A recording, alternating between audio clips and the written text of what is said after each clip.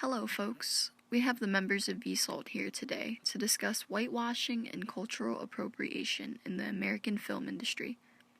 Please welcome Aurora Sinaj, Tia Wilson, Linda Maff, Sabrina Dormer, and V. Tran.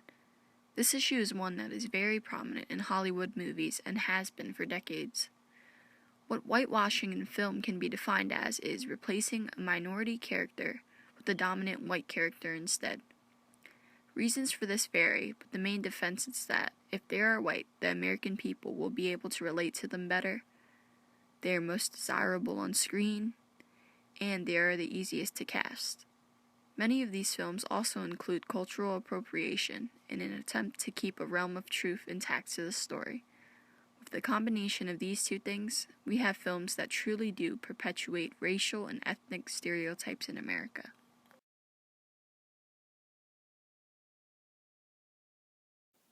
Let's face reality. Hollywood movies today are whitewashed, feature stereotypes about minorities as a joke, and have no diversity in their cast. Now, if Hollywood is still whitewashing their films, then you might think movies in the 80s had it worst with the stereotypical Asian characters and the whitewashed cast. But here's a short list of some offensive movies people actually watched and enjoyed in the 80s.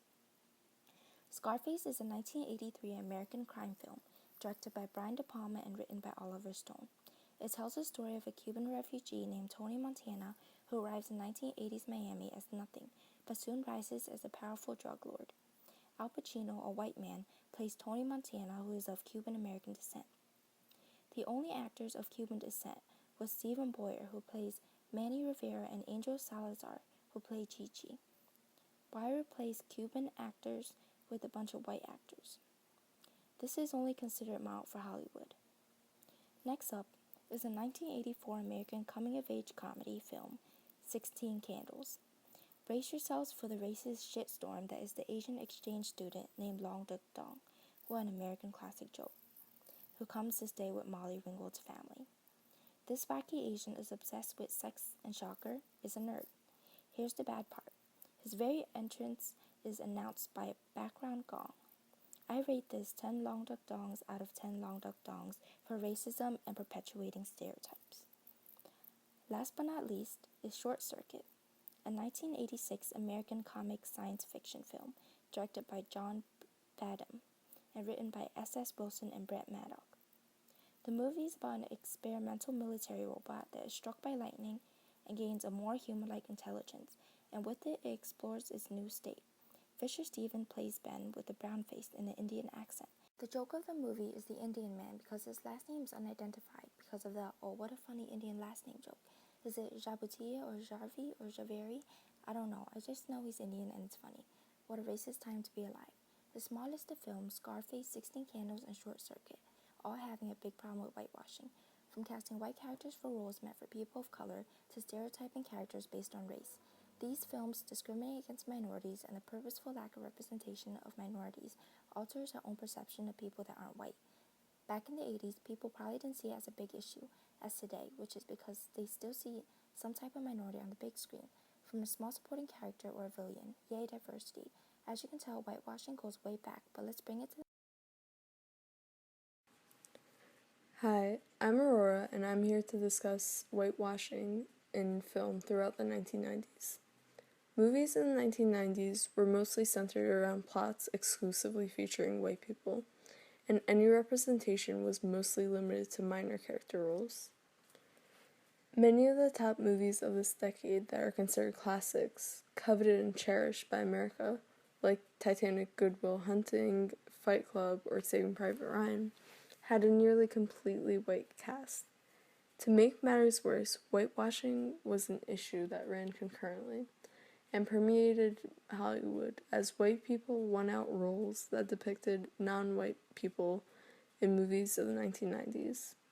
For example, The House of the Spirits, produced in 1993, is a film These crowning moments of life between a husband and wife, family and friends, citizen and country, change the world forever. Miramax Films Other movies such as Not Without My Darling, Well, it's my borderline turn. movie You always of sit on West Daddy. African Don't fight over me, inhabitants, completely misrepresent other cultures. You know, I in was addition born to in Prussia. whitewashing characters. Well, they call it Iran now. This movie casted Alfred Lee, Molina it to scares play the me. role All I of want to do is go for 2 weeks with you and Whitewashing Ma does Top and gain visit my importance family. and In underrepresentation 1984, of minorities Betty in Mahmoudi's which is husband also a common theme took in other her and her institutions of daughter to Iran. The social interactions of the 1990s reflected the serious injustice against minorities that were exemplified through whitewashing. Racial riots and protests, such as the Los Angeles riots, signified the tension racial tension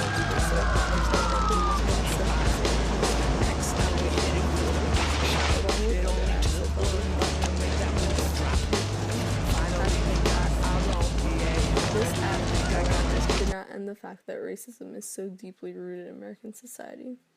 The racial tension that is evident in the 90s and beyond parallels the whitewashing in film throughout recent U.S. history. The prominent whitewashing in the film and correlating racism in other institutions did not just end or begin between 1990 and 2000. It is almost constantly prevalent as cinematic history unveils the mindset of society at the time. Movies that are popular become so because they are designed to appeal to the people, and whitewashing's popularity displays society's internal racism and idolization of white people.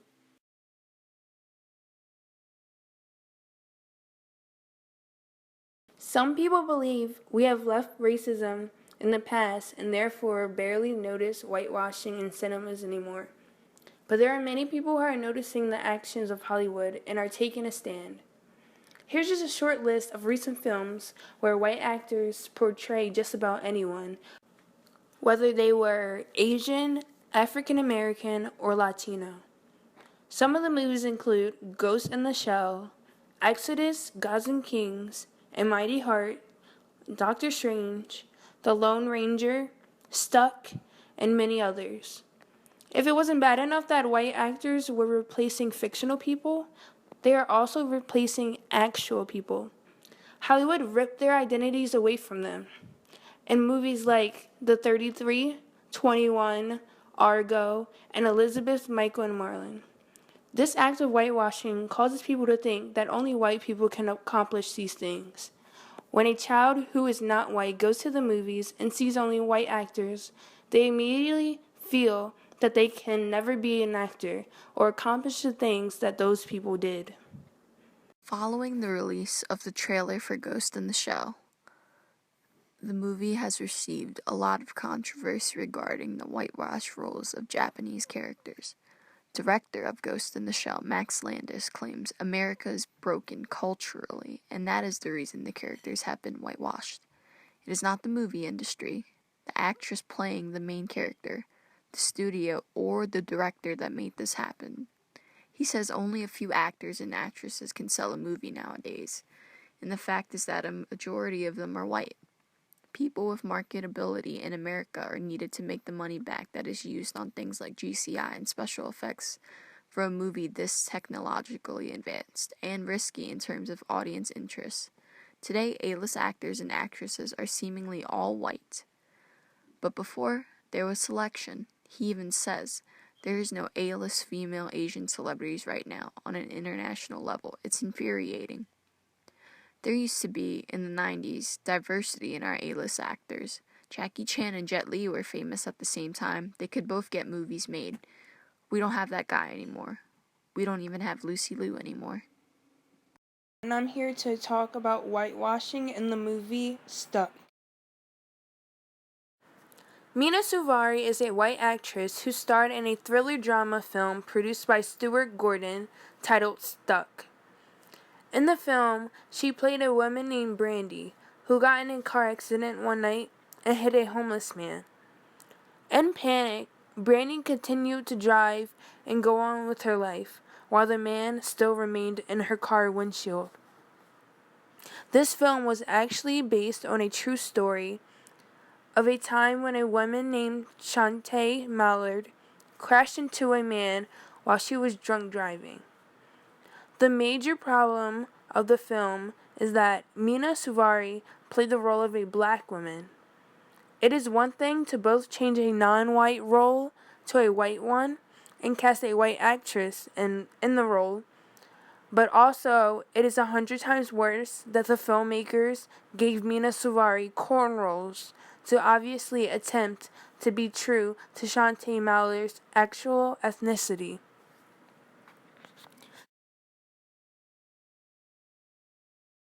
Being a white female wearing cornrows, playing the role of a black woman, is an act of cultural appropriation. For those of you who don't know what cultural appropriation is, it's simply the adoption or use of elements of one culture by members of a different culture. Most of the time, cultural appropriation is taken offense by the culture that's being appropriated. Being a young black female, I definitely was taken back by the idea of a white woman playing the role of a black woman. The fact that Mina Suvari played the role of Shantae Mallet led me to believe that Hollywood discrimination against blacks is real. Why would you cast a white woman wearing cornrows when you can cast a black woman who is just as talented to play the role? The act of whitewashing in the movie Stuck could lead many black people to believe that they aren't capable of having place in Hollywood. I know for sure that Shantae Mallard must feel ashamed of the outcome of the movie and how she was portrayed to the world.